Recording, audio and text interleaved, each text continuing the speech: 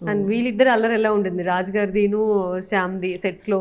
ఆయన బాగా మంచి సెన్స్ ఆఫ్ హ్యూమర్ ఉంటుంది. సో ఆయన ఇప్పుడు ఆయనలో బెస్ట్ క్వాలిటీ ఏంటంటే చాలా స్ట్రెస్ ఉన్న మూమెంట్లో ఒక జోక్ క్రాక్ చేస్తారు.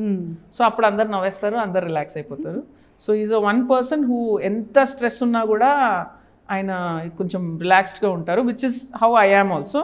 సో అందుకే మేము ఈజీగా గెట్ అలాంగ్ అయ్యాం.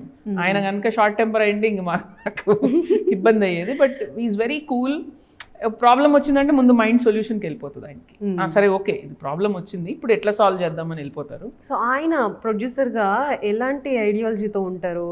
అండ్ ఎలాగో ముగ్గురు ఉన్నారు కాబట్టి వాళ్ళు చూసుకుంటారులే అని ఉంటారా, లేకపోతే ఈయన కూడా ఇన్వాల్వ్ అయ్యి every point? He is also creative head for the project. అంటే ఆయన కథ, సో ఆయన he was involved in creatives as well.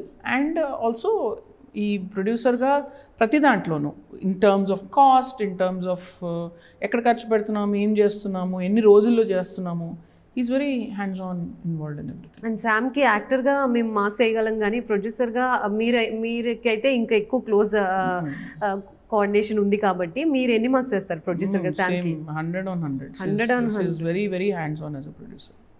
ఖర్చు పెట్టాలంటే ఎందుకు ఏంటి అని వివరాలు గట్టిగానే అడుగుతారు అయితే ప్రొడ్యూసర్ గారు. 100%. ఇంకా యాక్చువల్గా శామ్ ఇందులో మేము కొంతవరకు ఆమెకు కొన్ని చెప్పలేదు, మేము మాకు ఫేస్ చేస్తున్న ఇష్యూస్ కానీ, ఎందుకంటే తన actor. I don't want actor to come to the set with more stress on hour head. So అది నేను, రాజ్ గారు, హిమాంక్, మా ముగ్గురికి ఒక సెపరేట్ గ్రూప్ ఉంటుంది శామ్కి తెలియకుండా, secret group. Okay. So Sam ఆ గ్రూప్లో ఉన్నప్పటికీ అందులో మేము కొన్ని మాట్లాడుకోము, సెపరేట్గా మాట్లాడతాం. ఇప్పటికైతే శామ్ గారికి తెలిసిపోద్ది అయితే. ఇప్పుడు తెలిసిపోయింది, అయిపోయింది. మొన్న ఒక ఇంటర్వ్యూలో చెప్పేసాం ఇంత జరుగుతుందా అంటారేమో ఇప్పుడు వెళ్ళాక. సో మా ఇంటి బంగారం రిలీజ్ డేట్ అనౌన్స్ చేయడం, మళ్ళీ పోస్ట్ పోన్ అవడం, మళ్ళీ అనౌన్స్ చేయడం, మళ్ళీ పోస్ట్ పోన్ అవడం, ఎందుకు? ఒకటేసారి జరిగింది కదా, 2 times అనుకుంటా, single time. It was supposed to be May 15, now it's June 19. ఒకటేసారి. ఎందుకు పోస్ట్ పోన్ అవ్వడానికి రీజన్స్ ఏమై? అంటే work was not getting done by that time. It was the main thing. So June 19th ఏమైనా sentiment ఉందా? There is no sentiment. మాకు available date పట్టుకున్నాం. Okay, available date. కొంతమంది సెంటిమెంట్ గా ఈ particular date. Peddi was on 4th, 11th already Sangeetham announce చేశారు.